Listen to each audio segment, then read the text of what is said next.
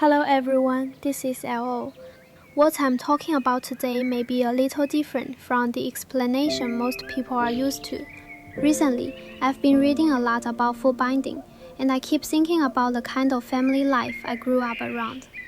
In the 1990s, my family still had a loom and a spinning wheel. My maternal grandmother had bound feet and walked very slowly, and my mother still made clothes and clothed shoes by hand. Maybe because those memories are so vivid to me, I've come to feel that many of the mainstream explanations of footbinding are not entirely wrong, but they are too convenient.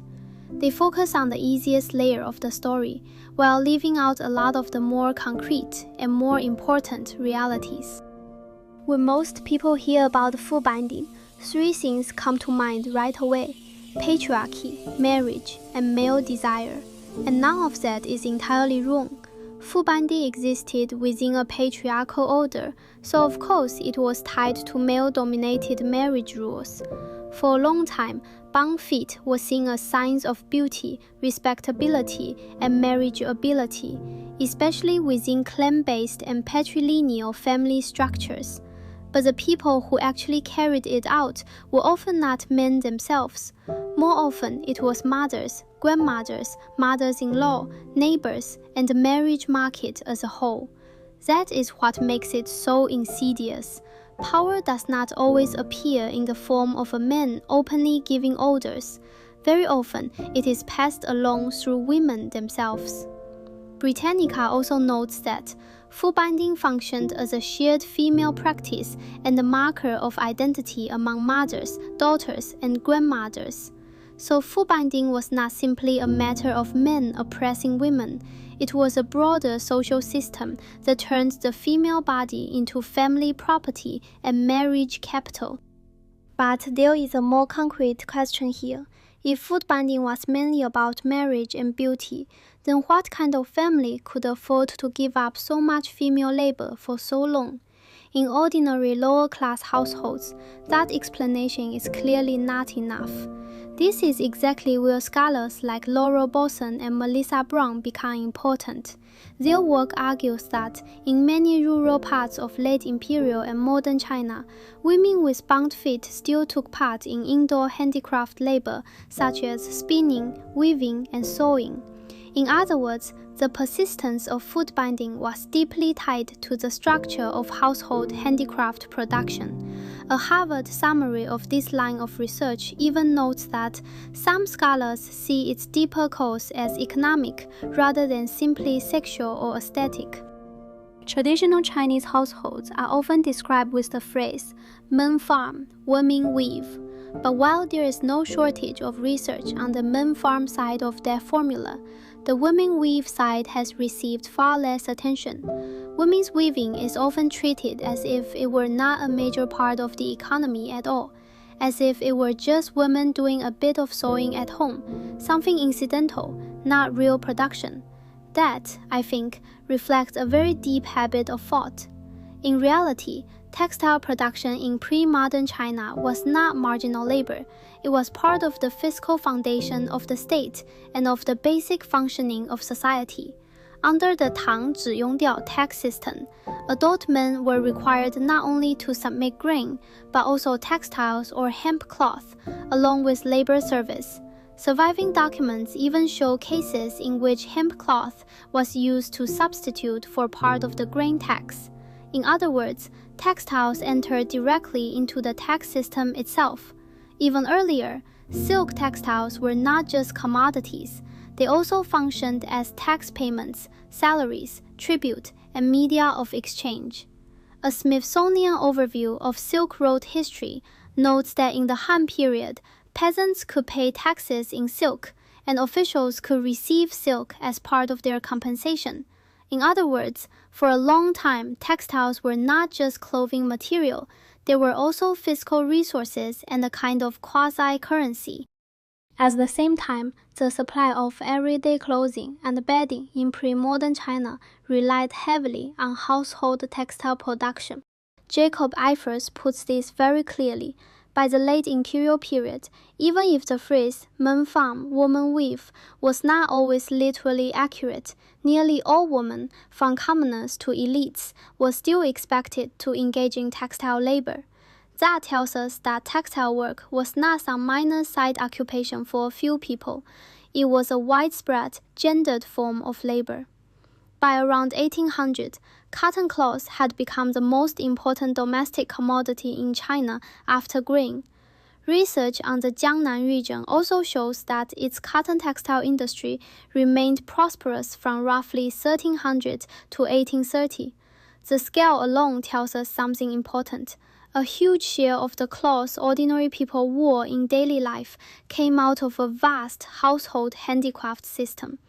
At least until industrial textile production expanded on a large scale, much of China's everyday clothing and bedding still depended on hand weaving and hand spinning done in households and small workshops. Textiles did not just sustain daily life, they also entered state supply networks and wider markets. Through taxation, requisition, and purchase, the state drew textile goods directly into its own system of provision. An Oxford overview of the Song economy notes that the government employed purchasing and transport personnel to handle official goods, including grain and textiles submitted as tax. Local historical materials from Hong Kong also note that, in earlier periods, full taxes were often collected in the form of textiles, currency, or horses, and used to cover state expenditures, including military needs. In other words, textiles clothed ordinary people, but they also entered taxation, military supply, and long-distance trade. They were not just the leftover edge of household work, they were part of the economic core. A number of studies also agree that rural handicrafts in late imperial China, especially textiles, were an important source of household income. For many families, they were not just a way to earn a little extra money, but a key source of support for daily survival and basic social respectability. Pomerantz likewise repeatedly emphasizes that from the late imperial period into the Republican era, the growth of rural handicrafts, especially textile production, was itself a major feature of the Chinese economy. Especially from the 18th century into the early 19th, large quantities of hand-produced textiles were exported overseas. As early as the 17th century, the cloth known as Nanjing cloth was already being exported from China to Japan. By 1730, it was also being exported to Europe, South America, and North America. In 1805, annual cotton cloth exports reached a peak of 1.6 million bolts. That tells us two things. First, household textile production was not some small local phenomenon. It was a large-scale industry capable of supplying foreign markets. Second, an industry of that scale could not possibly have functioned without women's labor. And that is exactly why footbinding in lower-class households cannot be understood simply as an aesthetic custom. It was also tied to the way girls were fixed, earlier and more securely, into long hours of sedentary spinning labor. Then, from the 19th century onward, machine-made cotton goods gradually drove down the value of hand-produced textiles, and the labor women performed inside the household became easier and easier to obscure and devalue. The persistence of footbinding in lower-class families was not maintained mainly by male desire. More deeply, it was sustained by an entire economic and familial system: household textile production, girls' labor, maternal discipline, and the marriage value attached to trained female bodies. In other words, this textile work was not just some minor domestic task. It was part of a vital system tied to state finance, everyday clothing, household survival, and market circulation. Women in pre-modern China began learning to spin and sew at a very young age. As Zhao Gang notes, the single spindle wheel was so easy to use that even girls of 7 or 8 could operate it. Bolson also writes that, although we cannot calculate the exact share of child labor in spinning, there is little doubt that the burden fell mainly on young girls. And that matters because before marriage, girls occupied what was in effect their most stable labor period. Without the burdens of pregnancy, breastfeeding, and frequent child care, they formed a particularly reliable labor force. Bolson notes that this stage accounted for roughly one-third of a woman's lifetime labor time, and that it was relatively high-quality labor time as well. In other words, for the household, the years before a girl's marriage were not an empty waiting period. They were one of the most stable and usable phases of her working life. Spinning, indoor, repetitive, sedentary, and relatively low in technical threshold, could be taken up very early. That is why, in many families, girls became useful earlier than boys. At this point, if we look back at footbinding, it starts to look very different. Many people assume that footbinding simply made women incapable of labor, but from the perspective of lower-class households, the reality was much more complicated. Footbinding restricted a girl's movement, not her labor. It made it harder for her to run, go out, or escape supervision, but it did not prevent her from doing indoor work such as spinning, sewing, shoemaking, and mending. For that very reason, footbinding was not the opposite of labor. If anything, it was a way of fixing girls more firmly into a particular kind of labor. Bolson puts it very directly. Many young girls were drawn into this sedentary handicraft work through footbinding. And that leads to another question. Why were the people who actually bound girls' feet so often their mothers? That is exactly what makes footbinding both so hidden and so cruel. The mothers of these girls would already carry enormous burdens themselves. They handled heavy domestic work, cooking, mending, childcare, and they also had to produce textiles for income. In a world with no reliable contraception and frequent childbirth, adult women lived under extreme pressure. Some estimates suggest that an adult woman in pre-modern China gave birth to 5 or 6 children on average over her lifetime, and that does not even include repeated pregnancies and miscarriages. Just feeding, raising, and watching those children could consume a huge portion of a woman's day. Under those conditions, it is not hard to see why a mother would look for a form of discipline that was more efficient and more sustainable. She did not have the energy to spend all day chasing after a little girl, but she urgently needed that girl to sit still earlier, learn to work earlier, and start contributing labor and value to the household earlier. Footbinding helped solve that problem.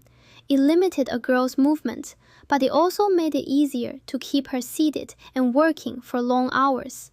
So when mothers bound their daughters' feet, it was not only because small feet were beautiful, it was also because they wanted to fix girls inside the household, train them to endure pain, obey, sit still, and do handicraft work, to prepare them for household labor and for marriage. This looked less like pure aesthetic preference and more like social training. In that sense, footbinding was not just a custom, it was also a household management technique. Before marriage, a girl was supervised, trained, and assigned work by her mother. After marriage, her mother-in-law would continue assigning domestic labor and handicraft work. Marriage did not give her bodily freedom. It simply moved her from one household authority to another.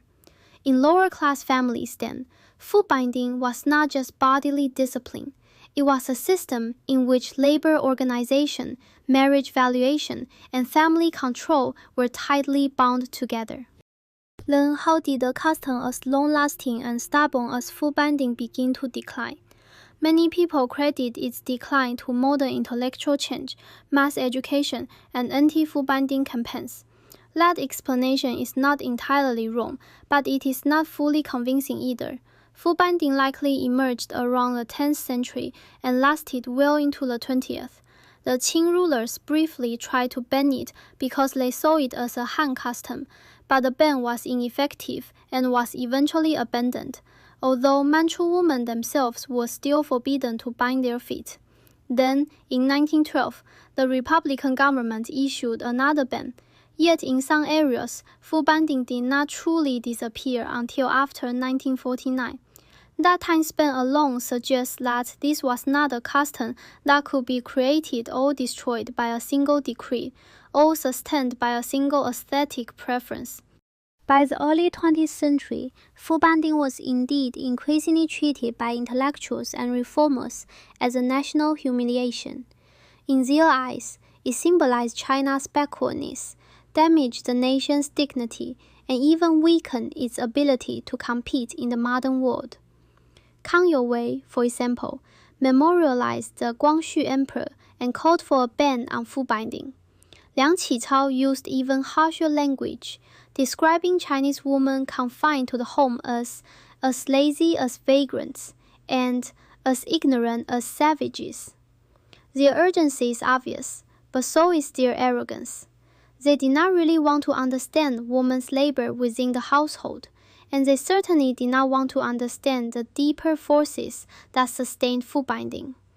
They did not look at women as people as complex as themselves, people with labor, pain, experience, and judgment, but as a group to be defined, educated, reorganized, and upgraded. In a sense, some of these male reformers did not stop oppressing women. They simply replaced an older form of oppression with a more modern and more self-righteous one. If intellectual liberation and mass education had truly been the decisive causes, then anti-Footbinding movements in modern China should have changed local society relatively smoothly, but that was not what happened. Yan Xizhen's anti-Footbinding campaign in Shanxi, for example, relied not only on persuasion but also on inspections, punishments, and direct administrative pressure. Even so, it still met with strong resistance from local society, and in some places, women even unbound their feet only to bind them again later. That case makes the point very clearly. Footbinding was not a custom that simply disappeared once new ideas arrived. If intellectual change and popular education had really been decisive, such campaigns should have transformed local realities far more easily, without requiring such intense administrative coercion. The deeper change, I think, was the impact of industrialization on household handicraft production. What really stripped Footbinding of its practical foundation was not just the call of reformers. It was the fact that households no longer needed a pair of bound feet that could sit beside the spinning wheel for long hours. After the 19th century, machine-spun yarn and industrial textiles gradually entered the Chinese market, and household hand spinning was the first to be hit. This did not happen overnight, but it steadily drove down both the profits and the status of household textile work. Research also suggests that by the early 20th century, industrial textile production was replacing household cotton production more and more visibly. And once the value of household handicraft labor was weakened, the large amount of work women had always done inside the home became easier to rewrite as non-productive, useless, or simply lazy. After 1840, increasing quantities of machine-made cotton goods from Britain and elsewhere entered the Chinese market. Economic historians have pointed out that mechanized cotton production gradually displaced household hand production, although the process was uneven and slow. Household cotton work did not enter sharper decline until after around 1910. In other words, industrial textiles did not destroy household weaving all at once.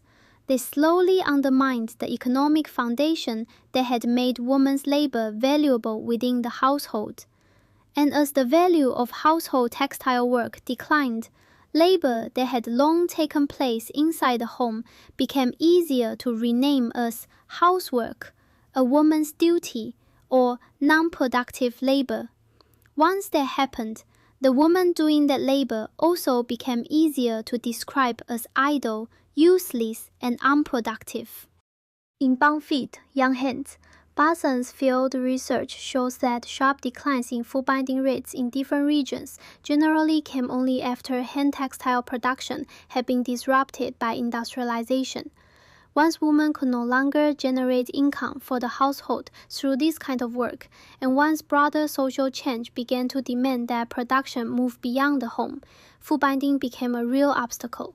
Bound feet made it harder for women to leave the house and adapt to new forms of labor. And under those conditions, mothers suddenly became much less determined to bind the feet of younger girls.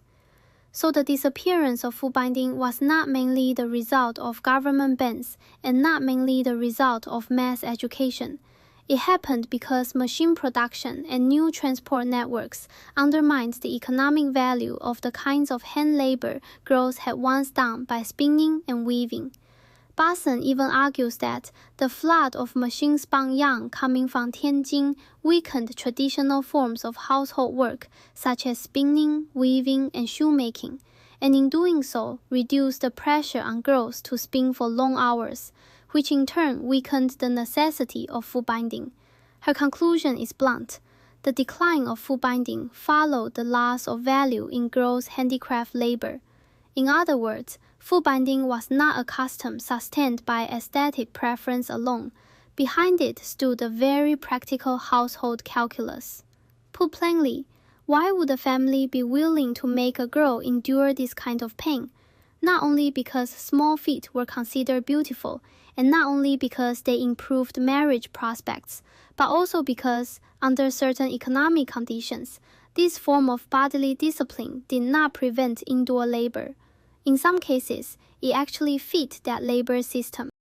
If a custom could satisfy the marriage market's demand for disciplining women's bodies without fully interfering with the household's ability to use women's handicraft labor, then it would be far more stable than a mere aesthetic preference.